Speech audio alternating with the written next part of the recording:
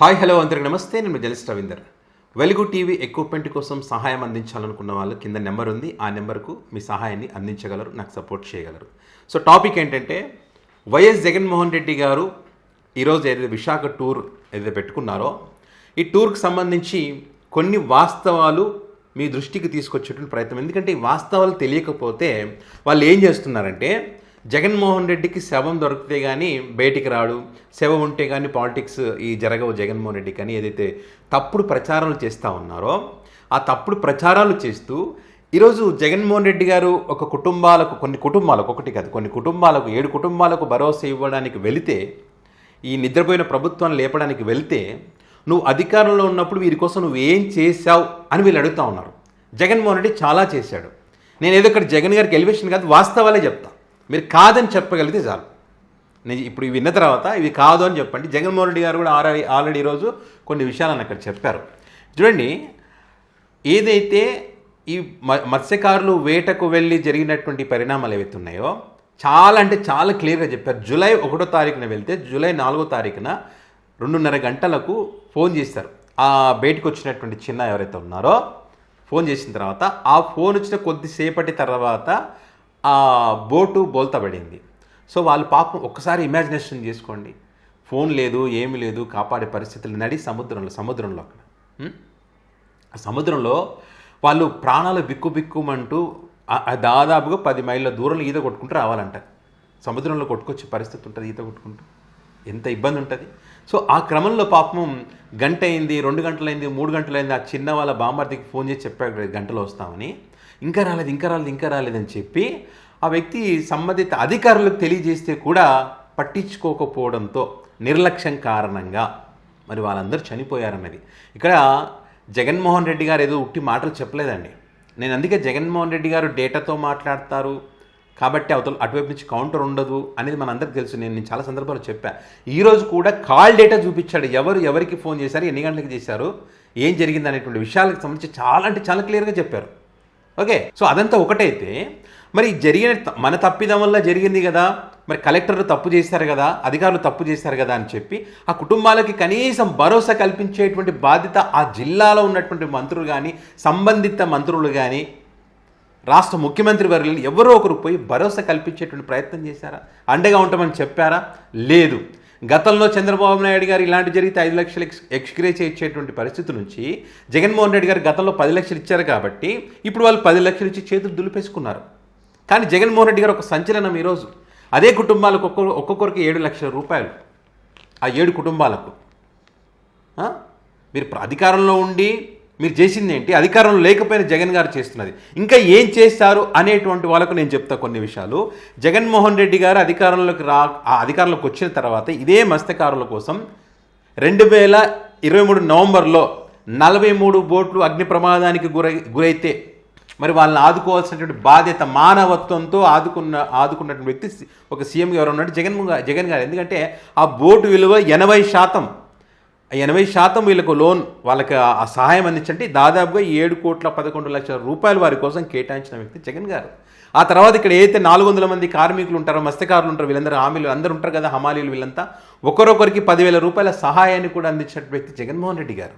ఆ తర్వాత 2018 22 మంది పాకిస్తాన్ జైల్లో ఉంటే తండేల్ సినిమా తీశారు కదా, ఆ వ్యక్తులందరినీ కూడా పాదయాత్ర సందర్భంగా మాటిచ్చి 2020 జనవరి 5న మరి కేంద్ర ప్రభుత్వం యొక్క దౌత్యంతో మాట్లాడి తీసుకొచ్చినటువంటి వ్యక్తి జగన్మోహన్ రెడ్డి గారు.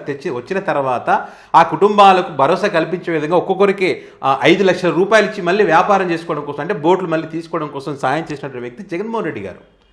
ఇంకొక విషయం, బంగ్లాదేశ్లో కూడా ఇదే రకంగా నిర్బంధంలో ఉన్నటువంటి 9 మందిని కూడా జగన్మోహన్ రెడ్డి గారు తీసుకొచ్చారు బయటికి.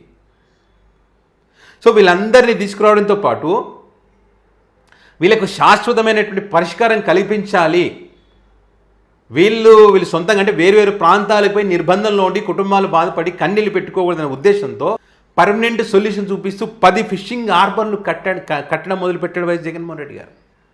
ఫిష్ ల్యాండ్ సెంటర్లు పెట్టారు.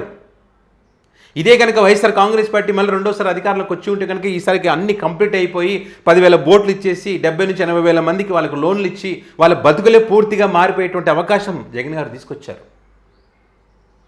ఇట్లా మత్స్యకారులకు ఈ వేటకు వెళ్తున్నటువంటి వారికి ఖాళీ సమయంలో ఉన్నప్పుడు వాళ్ళకి ఆదాయం ఉండదు కాబట్టి ఆ టైంలో వీళ్ళని ఏ రకంగా ఆదుకోవాలని చెప్పి చాలా అంటే చాలా రకాలుగా ఆలోచనలు చేసి పాదయాత్ర సందర్భంగా వాళ్ళకు వీళ్ళు చెప్పిన బాధలు విని మానవత్వంతో వీళ్ళకి సాయం చేసినటువంటి వ్యక్తి జగన్మోహన్ రెడ్డి గారు.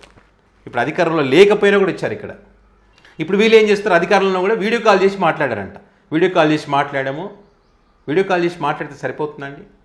అన్నిటికన్నా ముఖ్యం ఏంటంటే మేము ఉన్నామనేటువంటి ధైర్యం వాళ్ళకి కల్పించాల్సినటువంటి అవసరం ఉందా లేదా? లేదు, అలాంటి అవకాశం లేదు. పైగా జగన్మోహన్ రెడ్డి నువ్వేం చేసావు అని చెప్పి మాట్లాడతారు.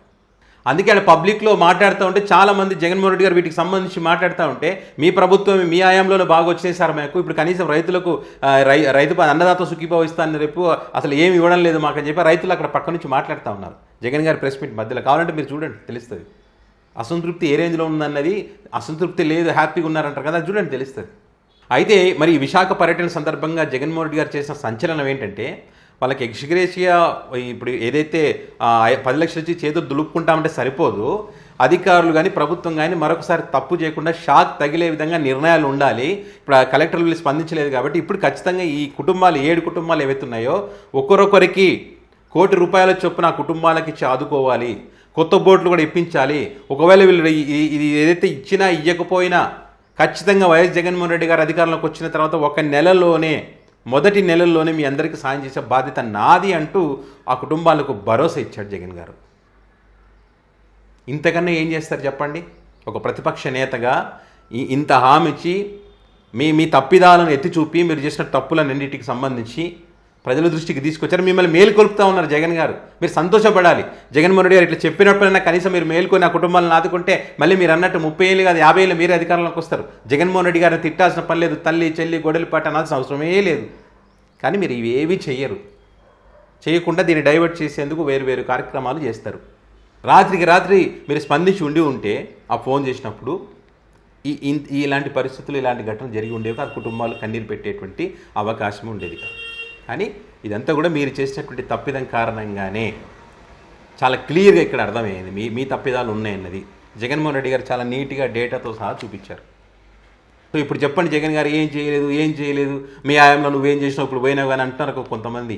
మరి ఇప్పుడు చెప్పండి, ఇన్న తర్వాత కాదని మీరు చెప్పగలరా? ఊరికే జగన్మోహన్ రెడ్డి నచ్చడు కాబట్టి ఏదేదో మాట్లాడుతుంటే సరిపోదు, వాస్తవాలు మాట్లాడుకోవాలి. కూటమి మంచి చేసింటే మీకు మంచికి సంబంధించి ఇది చేసింది జగన్మోహన్ రెడ్డి, ఇది కాదంటావు నువ్వు అని చెప్పి అడగండి, తప్పే ఉంది. అంతేగాని నోటికి ఎంత వస్తుందంత మాట్లాడేసి చేయలేదంటే వాస్తవాలు దాగవండి. ఇక్కడ వాస్తవాలు దాగవు, ఖచ్చితంగా బయటకు వస్తాయి. మీ నోటి వెంటనే చెప్పాల్సిన పరిస్థితి కూడా వస్తుంది. ఆల్రెడీ కొన్ని బయటకు వచ్చినాయి కదా, ఆ రకంగానే వస్తుంది. సో ఇది విషయం. ఇక ఈ అంశానికి సంబంధించి నేను చెప్పిందే కాకుండా ఇంకేమైనా ఉంటే కూడా మీ అభిప్రాయాలను కామెంట్ రూపంలో పెట్టగలరు. Thank you.